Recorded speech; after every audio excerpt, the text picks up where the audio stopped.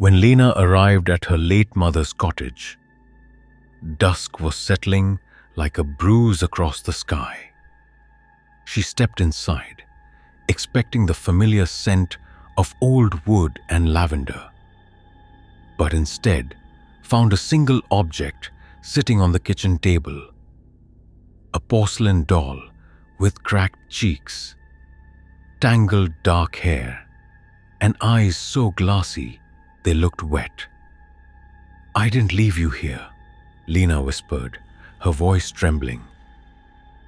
The doll's head was slightly tilted, as though considering her. A tightness coiled in Lena's stomach. Her mother hated dolls, so why was this one waiting for her? She picked it up, flinching at how cold the porcelain felt, like touching stone buried underground. "Who brought you here?" she asked aloud, though she expected no answer. The cottage creaked in response, the wooden beams settling or shifting. Lena placed the doll near the fireplace, keeping her distance as she lit a lantern. A faint scraping sound made her freeze. Turning slowly, she saw the doll had fallen onto its side. "You didn't fall," she muttered. "Someone moved you." She checked the doors. Locked. Windows shut. The silence pressed in, thick and watchful. Lena tried focusing on sorting through her mother's belongings, but her eyes kept drifting toward the doll. Its face seemed to change subtly in the flickering lantern light. It smiled deeper, its eyes wider.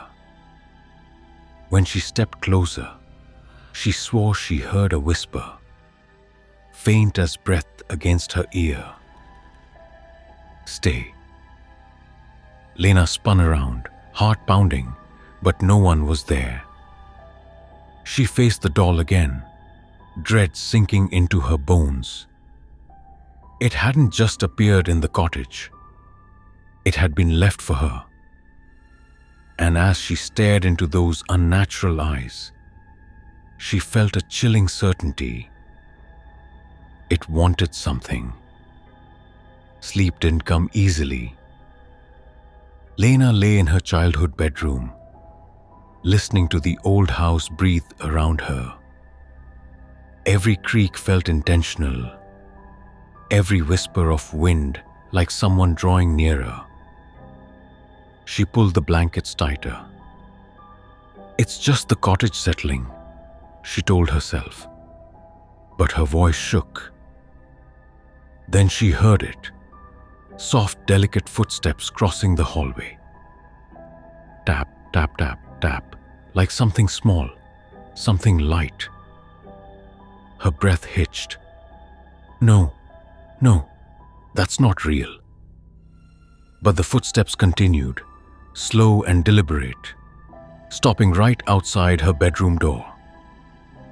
Gathering every shred of courage, she stepped into the hall with her lantern held high. The light revealed nothing but darkness stretching toward the living room, until she saw it. The doll, sitting upright in the center of the hallway, facing her. Lena staggered back. "I left you by the fireplace," she whispered.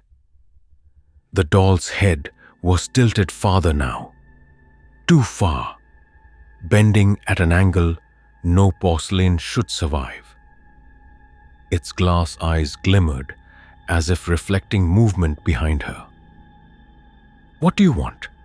she demanded, though she regretted the question instantly. As she reached down with trembling hands to pick it up, the floor beneath her creaked. Not from her own movements, but from a weight shifting just behind her. She spun around, raising the lantern, but the hallway was empty. When she turned back, the doll's small hand was touching her ankle. She screamed, stumbling backward. The lantern flickered violently. The doll's lips, painted, unmoving, seemed stretched by a shadow deeper than the rest of the hall. Lena backed away, whispering, "You're not just a thing. You're not just a doll." And deep in the silent house, something clicked, like tiny porcelain feet settling into position. By morning, Lena's nerves were frayed raw. The cottage felt smaller, as if the walls had crept inward during the night. She avoided looking at the doll, now placed on the kitchen counter where she'd thrown it in panic. But even from the corner of her eye, she sensed it watching. While sorting through old boxes, she found her mother's journal, pages warped with age. A line near the end made her breath stop. "She speaks to me through the walls. She wants a new host." Lena whispered, "Mom, what did you bring into this house?" The cottage groaned deeply, like a warning. Then she heard it again, whispering, faint and childlike, slithering through the wooden beams. "Lena." Her blood froze. "No, you're not real," she said shakily. But the voice grew clearer, closer, as if crawling through the boards beneath her feet. "Don't leave me alone." Lena backed into the kitchen, eyes fixed on the doll. Its head now faced the opposite direction, toward her, despite her never touching it. "Stop," she begged. "Stop moving." Suddenly, the lights flickered and the temperature plummeted. A shadow stretched across the floor. Not hers, not shaped like anything human. It flowed toward the doll, merging with it. And the porcelain figure twitched, its tiny hand curling slowly, deliberately. "Come closer," whispered the voice, now echoing inside her skull. Lena covered her ears, trembling violently. She finally understood. The doll didn't want to haunt the house. It wanted to inhabit her. And the cottage, with its bending shadows and whispering walls, was helping it. Lena stumbled toward the front door, desperate to escape. But the cottage shifted around her. The floorboards bowed, the walls groaned, and the shadows thickened like living tar. "Let me out," she cried, pulling at the handle. It refused to budge, as if gripped from the other side. Behind her, the doll's porcelain feet tapped softly across the wood. Tap, tap, tap. Lena turned, tears blurring her vision. "Stay away from me."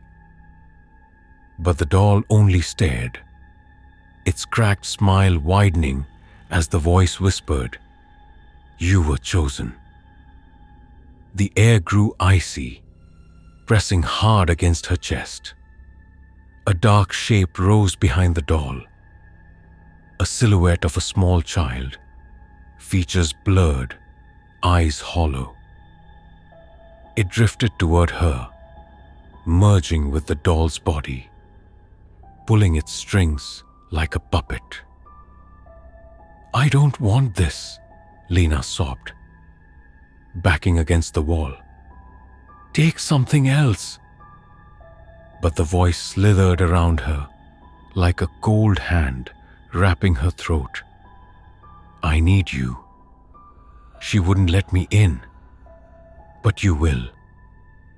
A force gripped her limbs, wrenching her forward. The doll reached her feet, and Lena felt something cold surge up her legs, a crawling numbness spreading through bone and vein. She screamed as her reflection in the window distorted, her eyes darkening, her smile stretching in unnatural mimicry of the doll's. The whisper filled her skull. Let me live."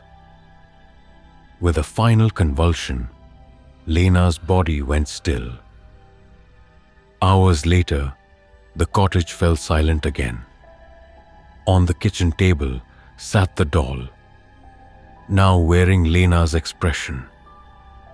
And in the hallway mirror, her reflection blinked, though her body no longer breathed.